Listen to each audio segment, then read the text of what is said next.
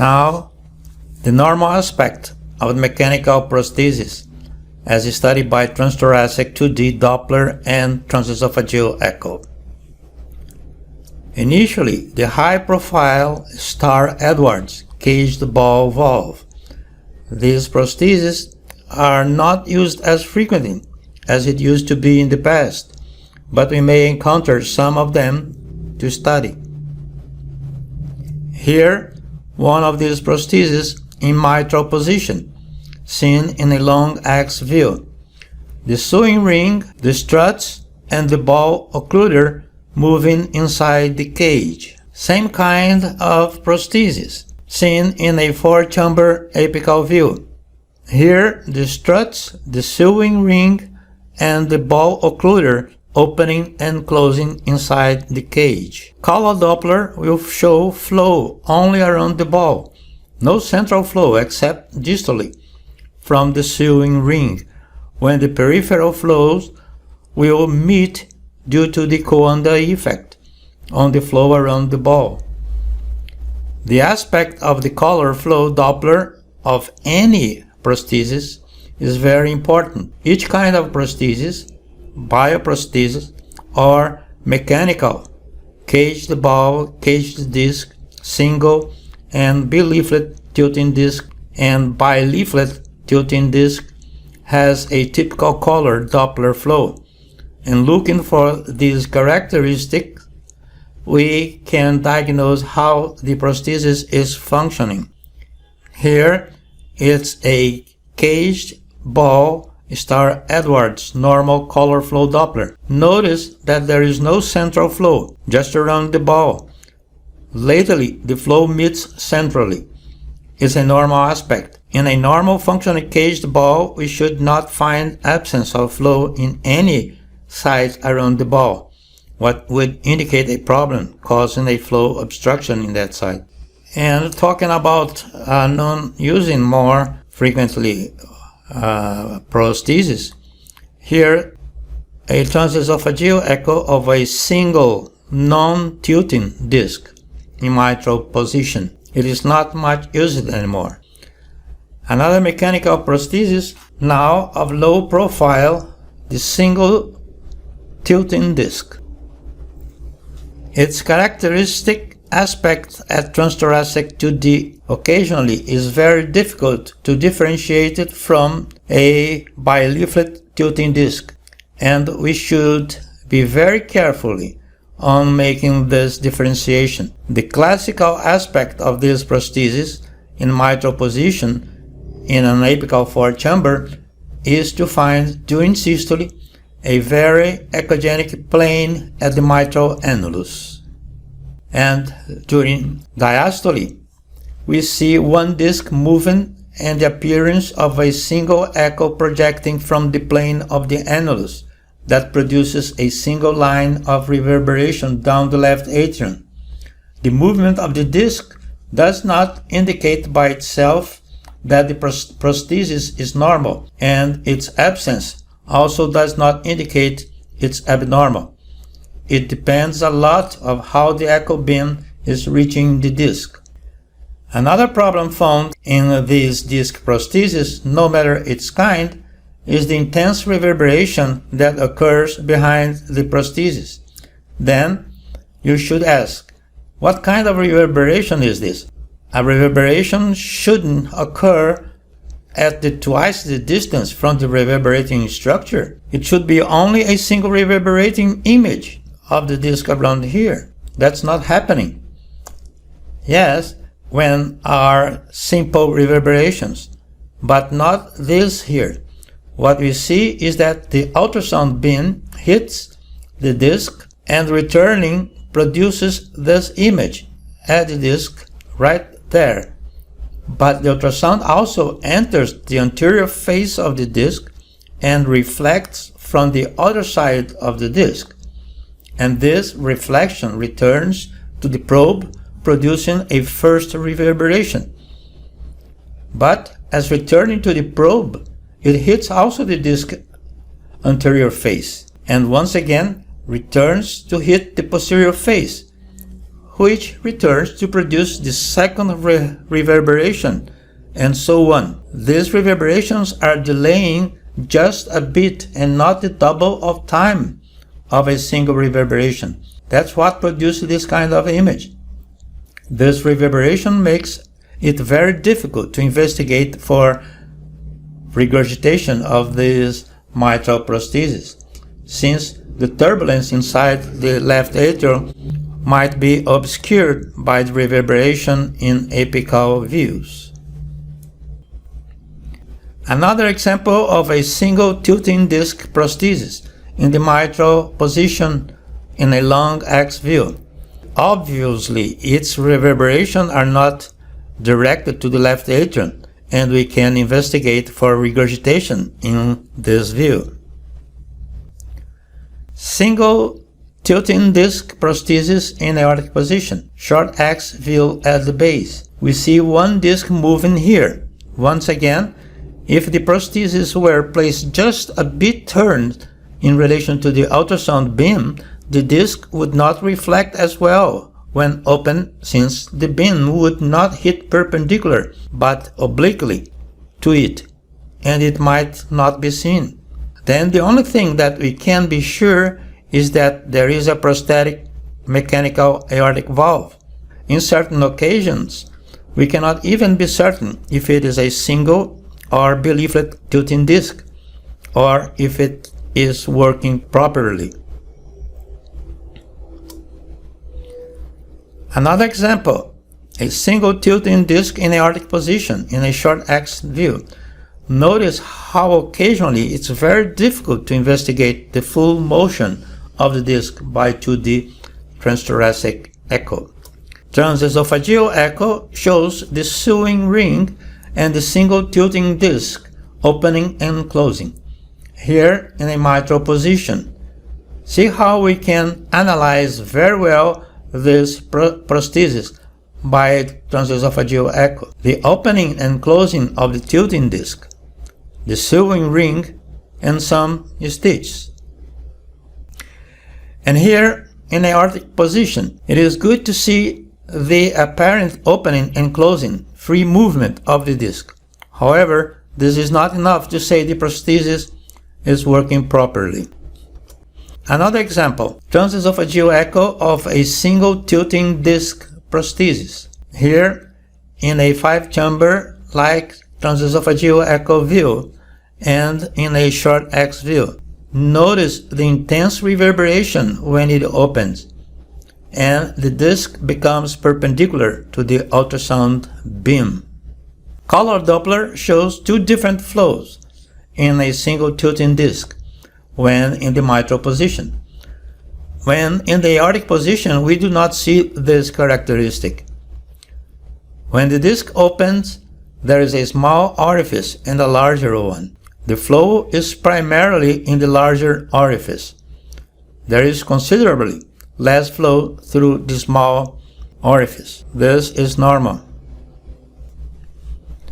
Another example, we can barely see the flow through the smaller opening, or even the disc tilting open. It may be normal. The disc is opening laterally or medially to the beam. Same patient. Note it is possible to see the tilting single disc in this apical 4-chamber. We can better evaluate the characteristic flow of this kind of prosthesis. The jet is always oblique, and if you pay attention, you will notice it's formed by two different jets. We must be careful with tilting disc prosthesis, no matter if of one or two discs, because the possibility of mirror reverberations. Look here what happens. The ultrasound beam hits the prosthesis and returns to the probe, producing the image of the prosthesis. But the disc is too echogenic, too good reflector, and if it has a mild angle direct to the IVS, it will direct part of the beam to the left ventricular outflow tract. This is happening during systole, when the disc is closed, At this moment, there is flow in the left ventricular outflow tract. Color Doppler will evaluate this flow and will reflect back to the disc, and from there to the probe. Hence, the probe will receive a wrong information from the beam. It will detect a flow reaching the probe just a little bit later than the plane of the prosthesis, since the distance to the left ventricular outflow tract to the probe is longer than to the disc. For the electronic machine, longer time means reflecting from deeper structure. Then the position of the flow detected at the left ventricular outflow tract will appear as coming from behind the prosthesis and will simulate a regurgitation, usually with the inverted color as the one existed in the left ventricular outflow tract. In other words, we can be seeing a flow inside the left atrium that can be coming from the LVOT and take it as a prosthetic or paraprosthetic regurgitation. The way to be sure about this pitfall is to place the pulse Doppler sample volume right there and notice that it looks like an inverted left ventricular outflow tract. As seen here, notice this flow behind the prosthesis in a patient without any regurgitation that is coming from the left ventricular outflow tract. TEE may show, as usual in all prostheses, a mild stenosis and a mild regurgitation. It is interesting that these regurgitations seen in normal prostheses, besides having a thin origin, is not turbulent. Some may say it's the closing volume of the discs. However, in my experience, it occurs during the whole systolic period. Some of them don't have even aliasing or turbulence, like a pathological regurgitation. Then, the presence of a regurgitation that originates inside the sewing ring, indicating a prosthetic and not paraprosthetic regurgitation, necessarily mild and not presenting turbulence, is always a normal regurgitation. The absence of turbulence may be explained because it's a jet of low momentum, high velocity but low volume. Characteristically, the single tilting disc prosthesis shows a normal regurgitant jet coming from inside the sewing ring, directed oblique. Now, let's study the low-profile bileaflet tilting disc mechanical prosthesis. These prostheses have two tilting discs. Then it shows two large orifices and a smaller one centrally. These are the characteristics of the several kinds of bileaflet tilting disc, as the St. Jude's and Carbomatics mechanic valves. Characteristically, they should present two discs bordered while open in an apical view. Another case. This patient had a normal mechanical bileaflet tilting disc mitral prosthesis and was in atrial fibrillation. Note how occasionally there is a delay in the closing of one disc. In this situation, it is normal. Same thing may happen in patient coming off cardiopulmonary bypass right after a prosthesis implantation. Transesophageal echo of this prosthesis is a very typical one, where we see the open two discs and its intense reverberations. The smaller opening between the two larger ones. As the discs close, they do not go as far as the sewing ring. They are restrained by the leaflet guards remaining in an angle with the sewing ring. Since the leaflet guards are parallel to the ultrasound beam, they are not good reflector, and there will be an impression of a free space between the disc and the sewing ring. Here we have an example of this prosthesis. Opening and closing normally in mitral position. Watch the sewing ring. Its movement is like the walls, indicating they are well fixed to them, the opening and closing of the disc and the reverberations caused by them. Notice that not only the disc, but also the sewing ring produces an intense reverberation, looking as there are 4 discs. What are really reflecting here are just the first point of the discs and the sewing ring. Everything else projecting inside the left ventricular cavity are reverberations. Color Doppler, same patient. Normal small convergent regurgitation jets. Here, a transesophageal echo showing a bileaflet tilting disc in aortic position. As I told before, it may be occasionally difficult to ascertain if there is 1 or 2 discs. Here, it shows 2 discs. Another patient transesophageal echo. 2 discs are perfectly seen. One interesting aspect of the evaluation by Doppler of different gradients obtained through this prosthesis. There is a higher velocity and hence higher gradient through the central orifice than the lateral orifices. But soon enough, there is distal pressure recovery, more intense at the central velocity, and our velocities will be equalized.